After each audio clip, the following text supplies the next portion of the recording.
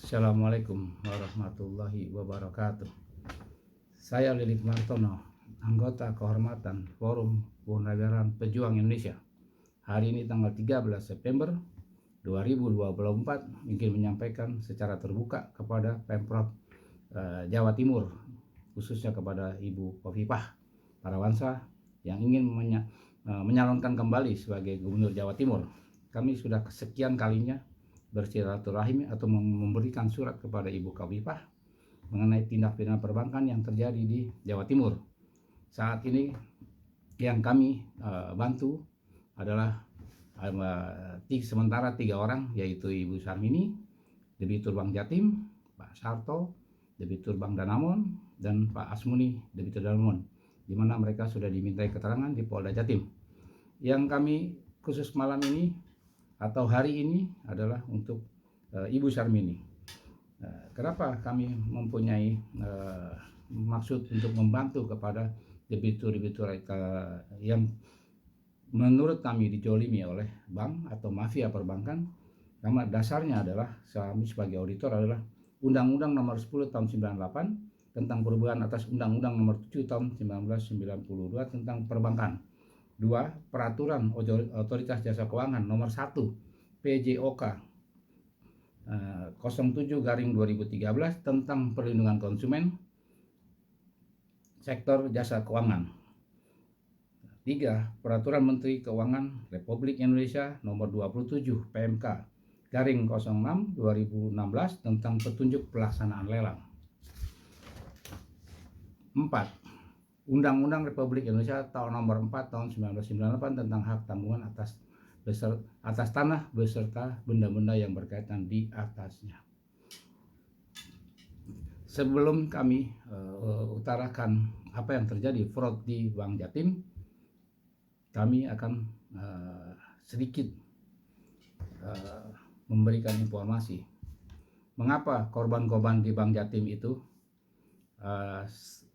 saat ini ada yang dipenjarakan, ada yang menjadi tersangka, padahal mereka adalah korban dari mafia.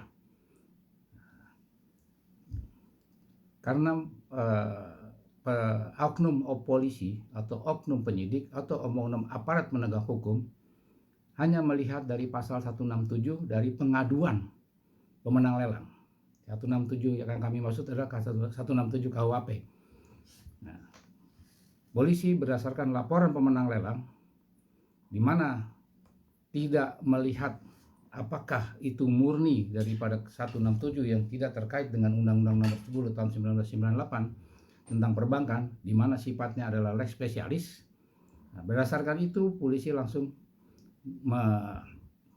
memanggil dan menjadikan tersangka, dan ada yang sudah dipenjara dan ada juga yang sudah meninggal dunia. Mengapa hal ini bisa terjadi? Karena para penyidik yang dikrimsus mengenai TV Bank tidak pernah dididik atau di-training atau disertifikasi secara spesialis sebagai penyidik dalam tindak pidana perbankan. Itu sudah kami dalami selama 1 tahun di 7 Polres di wilayah hukum Polda Jatim. Namun alhamdulillahnya kami sekarang sudah difasilitasi oleh di Polda Jatim, di mana kami sudah sepakat bahwa kasus-kasus perbankan di Polres-Polres wilayah hukum Polda Jatim akan ditangani oleh Polda Jatim. Dan saat ini seperti yang kami sebutkan tadi adalah baru 3 debitur, 1 debitur Ibu Sarmini, debitur dari BPD Jatim, 2 Pak Sarto, debitur daripada Bank Danamon DSP, 3 Pak Asmuni. Nah, 3 orang ini sudah di BAP dan sudah berjalan berproses. Untuk itu kami menghargai dan kami salut atas 2 penyidik yang sudah bekerja secara profesional, secara scientific banking crime investigation, yaitu kepada 2 penyidik, Bapak Roni Paslah dan Bapak Hardian. Nah, sekali lagi saya akan menyampaikan secara singkat surat yang telah kami berikan kepada Ibu Khofifah atau Pemprov Jatim sebagai pemegang saham pengendali dari PPD Jatim. Karena kami khawatir Ibu Kofifa sedang berkampanye dalam maju nyagup lagi sebagai Gubernur Jatim. Sedikit masukan untuk ke para gubernur, para bupati yang bukan di wilayah Jatim dan di luar wilayah Jatim. Kami juga sudah berkorespondensi dengan Bupati Gunung Kidul karena juga di sana ada korban-korban seperti itu. Namun sangat disayangkan tanggapannya sampai hari ini atau empatinya sampai hari ini belum terlihat. Kemungkinan menurut beliau-beliau ini bahwa yang namanya hutang harus dibayar, yang namanya pinjaman sudah ada perjanjian. Saya paham itu, tapi tidak ada satu orang pun bahwa yang namanya pinjaman tidak berniat bayar karena kondisi ekonomi yang memaksa mereka demikian.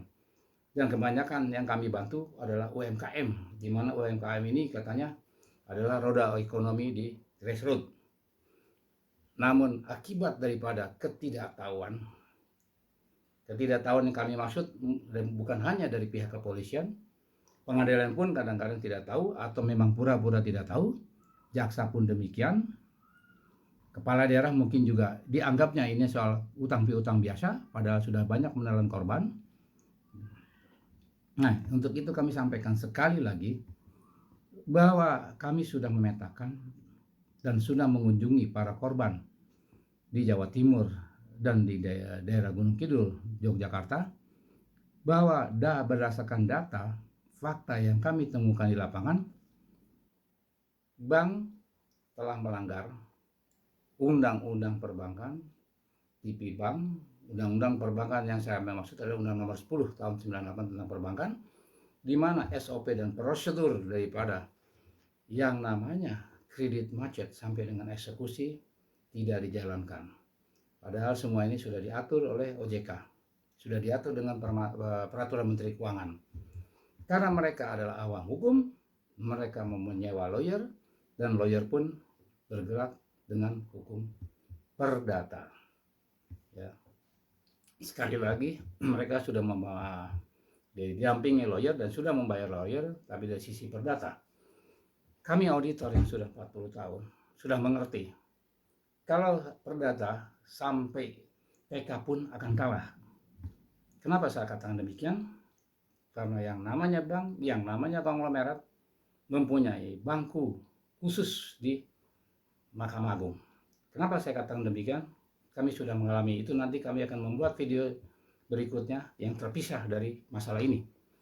Nah, yang ingin kami sampaikan sekarang adalah untuk kepada pihak kepolisian dan untuk hakim dan jaksa serta jurusita, jangan lagi memakai kacamata kuda. Jangan lagi kalau ada laporan-laporan mengenai 167 KUHP langsung dieksekusi. Saya mohon dan tolong dilihat dan diteliti apakah ini ada menyangkut Undang-Undang Nomor 10 tahun 98 ataukah murni 167.